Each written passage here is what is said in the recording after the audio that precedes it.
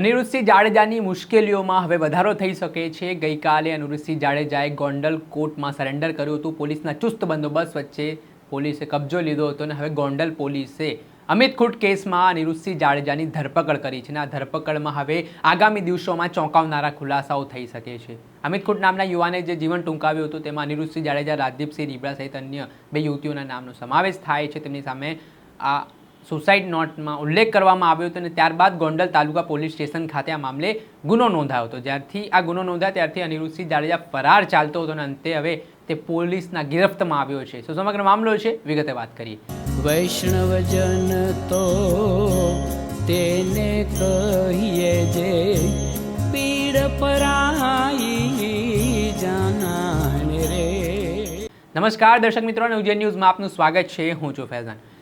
ગોંડલના જે તે સમયના ધારાસભ્ય પોપટ લાખા સોરઠિયાની ગોળી મારીને હત્યા કરનાર અનિરુદ્ધસિંહ જાડેજાને સુપ્રીમ કોર્ટે આ જીવન કેદની સજા ફટકારી હતી, પરંતુ ગુજરાત સરકારના પોલીસ અધિકારી દ્વારા અનિરુદ્ધસિંહ જાડેજાને રાહત આપતો એક આદેશ કર્યો હતો અને આ બાબતના સંદર્ભમાં પોપટ લાખા સોરઠિયાના પુત્ર દ્વારા ગુજરાત હાઈકોર્ટમાં મામલે એક રીટ દાખલ કરી હતી અને આ તેમણે માંગ કરી હતી કે અનિરુદ્ધસિંહ જાડેજાની જે સજા માફી છે તેને રદ કરવામાં આવે અને સજા યથાવત રાખવામાં આવે। જે મામલે ગુજરાત હાઈકોર્ટમાં થોડાક દિવસ પહેલા એક મહત્વપૂર્ણ સુનાવણી થઈ હતી અને આ સુનાવણીમાં ગુજરાત હાઈકોર્ટે અનિરુદ્ધસિંહ જાડેજાની સજા માફી ફગાવી હતી અને તેમને સજા યથાવત રાખવાનો નિર્ણય કર્યો હતો, આદેશ કર્યો હતો। આ ઘટનામાં થોડાક સમય પહેલા અમિત ખૂટ કેસ પણ ચકચાર બન્યો હતો, જેમાં રીબડાના આ યુવાને જીવન ટૂંકાવ્યું હતું અને આ ઘટનામાં રાજદીપસિંહ રીબડા અને અનિરુદ્ધસિંહ જાડેજાના નામનો સમાવેશ થાય છે ને જ્યારથી આ બાબતે ગોંડલ તાલુકા પોલીસ સ્ટેશનમાં ગુનો નોંધાયો હતો ત્યારથી અનિરુદ્ધસિંહ જાડેજા ફરાર ચાલી રહ્યો હતો।